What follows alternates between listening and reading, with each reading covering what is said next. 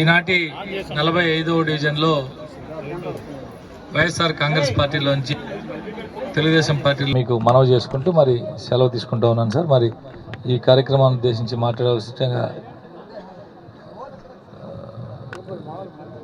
ఆహ్వానించుకుందుకు పొంగూరు నారాయణ గారికి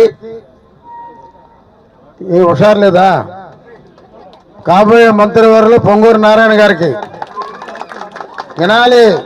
ఏదో మాట్లాడుతున్నారు వీళ్ళు అనుకుంటే కాదమ్మా. అదే రకంగా మాజీ మున్సిపల్ చైర్మన్ అనురాధ గారికి, నన్ను ఇక్కడ పిలిచినటువంటి రమ్మని నా తమ్ముడు రూప్ కుమార్ గారికి, దార్ల వెంకటేశ్వర గారికి, నా ప్రాణ సమానులైన నా తమ్ముడు సుజన్ గారికి, అదే రకంగా నాకు ప్రాణ సమానులైన నా పార్టీ కార్యకర్తలందరికీ కూడా నా నమస్కారం. ఈరోజు వైసీపీ పార్టీలో నుంచి ఇక్కడ చేర్పించడంలో ప్రధాన పాత్ర వహించినటువంటి రూప్ కుమార్ వెంకటేశ్వర గారికి ప్రత్యేక ధన్యవాదాలు తెలియజేస్తున్నా. ఇక్కడ ఇళ్ల సమస్య ఇప్పటిది కాదు, ఆ రోజు కాంగ్రెస్ గవర్నమెంట్లోనే ఇది కొట్టేశారు. ఆ రోజు మేము వచ్చాం, ఇక్కడికి అనురాధ గారు వచ్చారు, అందరం కూడా ఇక్కడ 2-3 రోజులు మేము వచ్చాం. కనీసం పసిబిడ్డలను కూడా చెట్టుకి ఏలాడ తీసి కట్టేసుకున్నారు వాళ్ళు, అంటే ఉయ్యాలు తయారు చేశారు. ఆనాడు మేము వాళ్ళందరూ కూడా వచ్చి మేము తెలుగుదేశం తరఫున అందరికీ 2 రోజులు మేము భోజనం పెట్టడం జరిగిందని కూడా మీ అందరికీ మనవి చేస్తా ఉన్నా. అందుకని ఆ రోజు ఇక్కడ నారాయణ గారు కూడా వచ్చారు, కానీ ఇది రైల్వే స్థలం అనేది చెప్పారు. కానీ ఇప్పుడు ఏదో వెంకటేశ్వర గారు చెప్తున్నారు, తప్పకుండా నారాయణ గారు గెలిస్తే దాని గురించి తప్పకుండా కూడా మాట్లాడతారు. ఆయన గమ్ముగా ఉండడు, ఆయనలో ఉండేటటువంటి పనితీరు గట్టిగా ఏ అవకాశం ఉన్నా కూడా దాన్ని వదలడు, చేస్తాడు, చేసి తీరుతాడు. ఈ రోజు నెల్లూరులో జరిగిన అభివృద్ధి భారతదేశంలో ఎక్కడ జరగలేదు. 5,400 కోట్లతో నెల్లూరు అభివృద్ధి చేశాడు ఆయన. అండర్ గ్రౌండ్ డ్రైనేజ్ కానివ్వండి, సంఘం నుంచి నీళ్లు కానివ్వండి, 43,000 ఇళ్లు కానివ్వండి, రోడ్లు కానివ్వండి, ఒకట పార్కులు కానివ్వండి. ఒకప్పుడు 2 పార్కులు ఉండేది, మొక్కత ఒకటి సుందర పార్క్, ఒకటి వచ్చి చిల్డ్రన్స్ పార్కు. ఈ రోజు ఏ వీధిలో చూసినా పార్కు, ఏ ఫ్యామిలీలో ఆడుకునే పార్కులు. అదే రకంగా మంచినీళ్లు, మన ఆరోగ్యం బాగుండాలని నేను అహ్మదాబాద్కు వెళ్ళా. మోడీ గారు ప్రాతినిధ్యం వహించేటటువంటి గుజరాత్లో కోట్లతో అభివృద్ధి జరగలేదు. తమ్ముళ్ళు ఆలోచించండి, భారతదేశంలో 5,400 కోట్లతో జరిగింది ఒక్క నెల్లూరు టౌన్ లో నారాయణ గారు అని చెప్పి మీకు నేను మనవి చేస్తా ఉన్నా. ఈ రోజు ఆయన ఊరికి ఓట్లు అవ్వటం వల్ల చంద్రబాబు ఆయన ఏరు కోరి పెట్టారు. నా ముందే మేము మాట్లాడుకున్నాం, నేను అందరూ కూడా కలిసి పని చేయాలి. కొత్త పాత, ఏదో కొత్త నీళ్లు వచ్చినాయని మొత్తం పాత నీళ్లు వెళ్ళిపోయేది కాదు. రాజకీయాల్లో ఈ 2 నీళ్లు కలిసి పని చేస్తేనే రాజకీయాలు ఉంటాయి, అవి అర్థం చేసుకోవాలి. నేను ఒకటే చెప్తున్నా, ఎవరికైనా కూడా ఒక్కొక్క మనిషిలో ఒక్కొక్క టాలెంట్ ఉంటుంది. అన్ని టాలెంట్ ఉన్నాయి, ఎవరికి ఉండవు. రూప్ కుమార్ లో ఒక టాలెంట్ ఉంటుంది, నాలో ఒక టాలెంట్ ఉంటుంది, అజీలో ఒక టాలెంట్ ఉంటుంది, సుజన్లో ఒక టాలెంట్ ఉంటుంది, నారాయణ గారిలో అన్ని కలిపి టాలెంట్ ఉంటాయి. అందరం కలిస్తేనే ఒక టాలెంట్ తయారయ్యి రాజకీయ శక్తి ఉద్భవిస్తుందని చెప్పి కూడా నేను మనవి చేస్తా ఉన్నా. రాజకీయాల్లో ఒక్కటే చివరిగా చెప్తున్న, టైం లేదు, రాజకీయాల్లో పనిచేసే మనిషి కావాలి. నేను చెప్తున్నా, 40 ఏళ్ల నుంచి నేను జూనియర్ ఇంటర్ నుంచి రాజకీయాల్లో ఉన్నా. ఇటువంటి మంత్రిని ఎంతో మంది మంత్రులతో తిరిగా, ముఖ్యమంత్రి ఇంట్లో ఉన్న మరి చెన్నాడు ముఖ్యమంత్రిగా ఉంటే వాళ్ళ ఇంట్లో మనిషిగా పనిచేశా. వైఎస్ రాజశేఖర రెడ్డిని నెల్లూరు జిల్లాకు 2 సార్లు తీసుకొచ్చా. వీళ్ళు ఎవరు ఆ రోజు లేరు, వీళ్ళు ఎమ్మెల్యేలు ఆ రోజు ఎవరు లేరు. నేను పట్టుకొచ్చా, నేను మా అన్న నెదురుమల్లి క్యాంటీగా. ఆ రోజు రాజశేఖర రెడ్డికి ఫ్లైట్ లో పోవాలన్నా కూడా డబ్బులు రాజమోహన్ గారు బుక్ చేసేవాడు. ఈ రోజు వాళ్ళ కొడుకు 100 విమానాలకు మించి కొనగలడు. ఆ శక్తి జగన్మోహన్కి ఉందని తమ్ముళ్ళు మీకు తెలియజేస్తున్నా. ఒకటే గుర్తుపెట్టుకోండి, రాజకీయాలు డబ్బు సంపాదించడం రాలా నారాయణ గారు, వేమిరెడ్డి ప్రభాకర్ రెడ్డి గారు రాలా. వేమిరెడ్డి ప్రభాకర్ రెడ్డి గారు నారాయణ గారు పనిచేసే యంత్రంగా వచ్చాడు. వేమిరెడ్డి గారు గౌరవంగా కోరుకుంటున్నారు, గౌరవం కావాలని నేను అదే కోరుకుంటున్నా. రాజకీయాల్లో గౌరవం కావాలనే కోరుకుంటున్నా, అంతేకాని 40 సంవత్సరాలుగా నేను పని చేసేటప్పుడు ఇటువంటి మంత్రిని ఇంకా చూడలేదు, జీవితాలు ఇంకా చూడబోనని కూడా తెలియజేస్తూ ఈ అవకాశం ఇచ్చినటువంటి రూప్ కుమార్కి నా ధన్యవాదాలు చెప్తూ తెలియజేస్తా. అందరికీ నమస్కారం చేస్తా. జై తెలుగుదేశం. సుధాకర్ గారి ఆధ్వర్యంలో ఈరోజు అనేక మంది ఈ డివిజన్లో తెలుగుదేశం పార్టీలో చేరుతున్నారు. వాళ్ళందరినీ హృదయపూర్వకంగా ఆహ్వానిస్తున్నాను.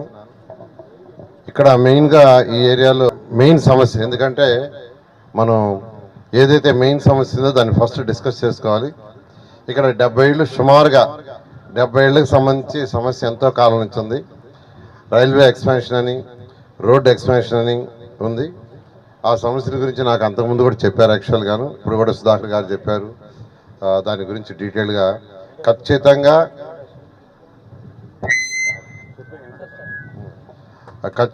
నేను ఒకటే చెప్తున్నది, ఏ పేదవాడికి కూడా ఇబ్బంది ఉండదు.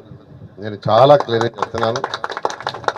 పేదలు, నిరుపేదలు వాళ్ళదే ఫస్ట్ ప్రయారిటీ. ఎందుకంటే నేను వచ్చింది కూడా ఒక పేద కుటుంబం నుంచే. ఎందుకంటే ఏదైతే ఈరోజు ఇక్కడ ఈ రేకులు కావచ్చు, తాటాకుల షెడ్లు కావచ్చు, లేదా టార్పాలిన్ పట్ల ఉండదు కావచ్చు, వాళ్ళ యొక్క ఇబ్బందులు నాకు బాగా తెలుసు. నేను బాగా అనుభవించినవాడిని. నేను పుట్టింది ఒక పేద కుటుంబంలో. మా నాన్నగారు ఒక ప్రైవేట్ బస్ కండక్టర్.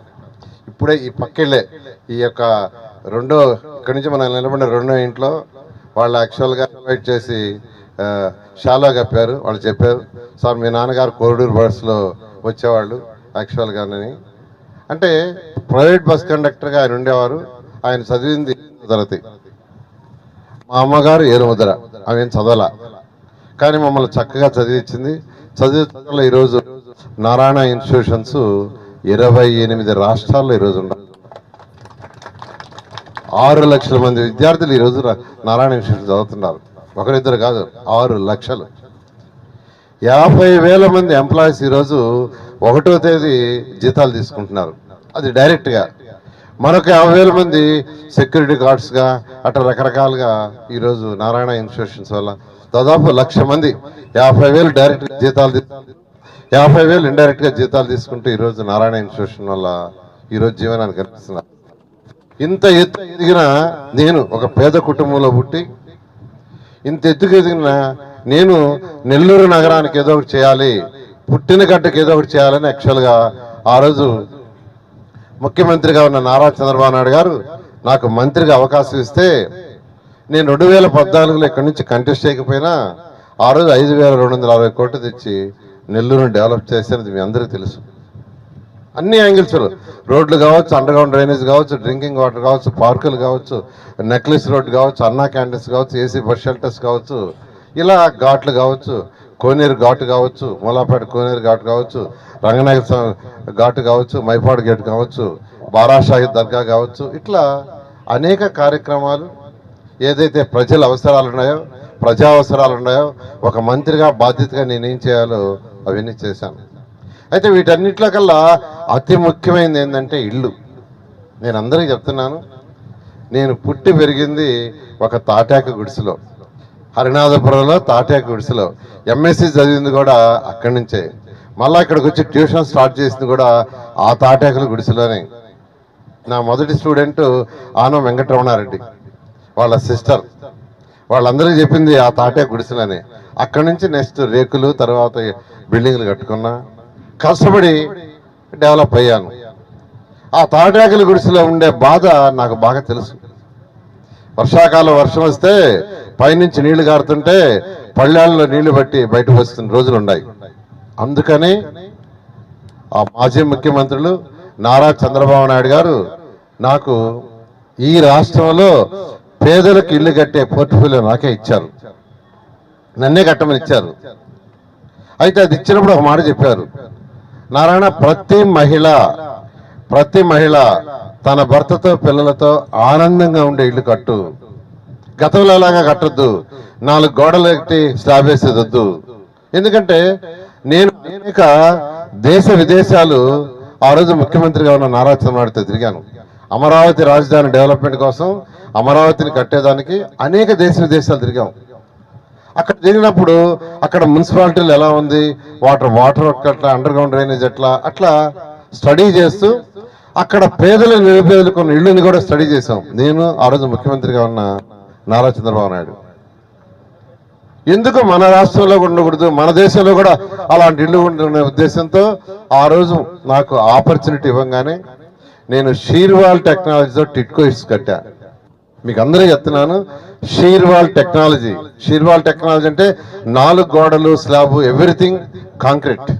అయితే దానికి ఒక 100 రూపాయల నుంచి 200 రూపాయలు చదరపడికి ఎక్కువ అవుతుంది. ఆ రోజు ముఖ్యమంత్రి గారు చెప్పా, సార్ 100 రూపాయల నుంచి 200 ఎక్కువ అవుతుందంటే ఏం పర్వాలేదు, పేదలు నిరుపేదల కోసం మంచి క్వాలిటీ కట్టమంటే ఆ షీర్వాల్ టెక్నాలజీ ఇస్తాం. భారతదేశంలో షీర్వాల్ టెక్నాలజీతో పేదల నిరుపేదలకు ఇల్లు కట్టింది మన రాష్ట్రం ఒక్కటే. మనం కట్టిన తర్వాత కేంద్ర ప్రభుత్వం అన్ని రాష్ట్రాలకు ఇన్ఫార్మ్ చేసింది. ఆంధ్రప్రదేశ్లో షీర్వాల్ టెక్నాలజీలో అత్యంత వేగంగా ఎంతో క్వాలిటీగా ఇల్లు కడుతున్నారు, పోయి చూడమంటే దాదాపు 7-8 రాష్ట్రాల నుంచి అధికారులు, మంత్రులు చూసిపోయారు. పేదరికంలో ఆ గుడిసెలో ఉన్నది అనుభవించాను. అందుకే 43,000 హౌస్ నెల్లూరు శాంక్షన్ చేశాం, 1-2 కాదు, 43,000. ఈ రాష్ట్రానికి 11 లక్షల ఇల్లు శాంక్షన్ చేశాము. ఆ రోజు అధికారులు అడిగా, నెల్లూరులో ఎంతమంది పేదలు ఇల్లు కావాలి అనంటే 43,000 కావాలన్నారు. 43,000 శాంక్షన్ చేశాం, బ్రహ్మాండంగా కట్టాం. కానీ వాటిని సరిగా ఇవ్వలా. ఆ రోజు జగన్మోహన్ రెడ్డి కాలంలో పార్కు పెట్టమన్నాను. అధికారులు ఏమన్నారంటే, సార్ ఎక్కడా పేదలు కట్టిన ఇళ్లలో పార్కులు లేవు, ఇంతవరకు ఇండియాలో ఎక్కడా లేదు, దాని ఖర్చు ఎందుకంటే నేను ఒకటన్నా, పేదల పిల్లలు ఆడుకోబడలేదా, పెద్దవాళ్ళు అక్కడ పిల్లలతో స్పెండ్ చేయబడలేదా, ఖర్చు అయినా పర్వాలేదని జనార్దన్ రెడ్డి కాలనీలో 1 కోటి రూపాయల ఖర్చుతో నిర్మించాము ఆ పార్కు. 1 కోటి రూపాయలు. నేను ఎంత ఎందుకు చెప్తానంటే, పేదలు వాళ్ళ ఇబ్బందులు ఇలాంటి ఇళ్ళు ఉండటం నాకు తెలుసు, నేను అనుభవించినవాడిని. కాబట్టి ఎవరు కూడా, నేను ఒకటే చెప్తున్నాను, ఎవ్వరు కూడా భయపడాల్సిన అవసరం లేదు. మీకు న్యాయం జరగద్ది, కొంచెం డిస్కస్ చేసి మీకు న్యాయం జరిగితే చేస్తాం. మరొక విషయం, 2014-19 నేను ఉన్నప్పుడు మీ ఇళ్ళన్నీ తీసేస్తారని ఆ సర్వేపల్లి కాలువ కట్ట మొత్తం ప్రచారం చేశారు. అది పెన్నారి కట్ట మొత్తం ప్రచారం చేశారు. జాఫర్ కెనాల్ కట్ట, నేను ఒక్కిళ్ళు అంటే ఒక్కిళ్ళు తొలగించాల, కానీ వాళ్ళే ఈరోజు ఎన్నో ఇళ్ళు అక్కడ తొలగించారు. కాబట్టి నేను అందరిని రిక్వెస్ట్ చేస్తున్నా, ఎవరైతే ఇక్కడ ఆ 76-80 ఇళ్ళు ఉన్నాయో వాళ్ళ సమస్య ఎటువంటి ఇబ్బంది లేదు, మీతో డిస్కస్ చేసి మీకు న్యాయం జరిగేటట్టుగా మీ సమ్మతితో ఏదైనా చేస్తామని ఈ సందర్భంగా తెలియజేస్తూ మీ అందరి దగ్గర సెలవు తీసుకుంటున్నాం. Thank you very much. ఎంపీగా కంటెస్ట్ చేస్తున్నారు. మీ అందరిని రిక్వెస్ట్ చేసేది ఒకటే, ఏ నగరం అయినా ఏ జిల్లా అయినా డెవలప్ చేసుకోవాలంటే రాష్ట్రం నుంచి కొంత ఫండ్స్ రావాలి, కేంద్రం నుంచి కొంత రావాలి. నన్ను ఎమ్మెల్యే గెలిపిస్తే రాష్ట్రం నుంచి నేను యాక్చువల్గా మన నెల్లూరుకి ఫండ్స్ వచ్చేది చేస్తాను. వేమిరెడ్డి ప్రభాకర్ రెడ్డి కూడా ఆయన కేంద్రం నుంచి ఫండ్స్ తీసుకొస్తారు. ఈ 2 ఫండ్స్తో నెల్లూరుని ఒక మంచి స్మార్ట్ సిటీగా డెవలప్ చేసుకుంటామని తెలియజేస్తూ మా ఇద్దరికి మీ అమూల్యమైన ఓటు వేయాల్సిందిగా ప్రార్థిస్తున్నాను. Thank you. మరిన్ని వీడియోస్ కోసం ఛానల్ ని సబ్స్క్రైబ్ చేయండి, లేటెస్ట్ అప్డేట్స్ కోసం వాట్సాప్ ఛానల్ ని ఫాలో చేయండి అండ్ లింక్ డిస్క్రిప్షన్ లో ఉంది.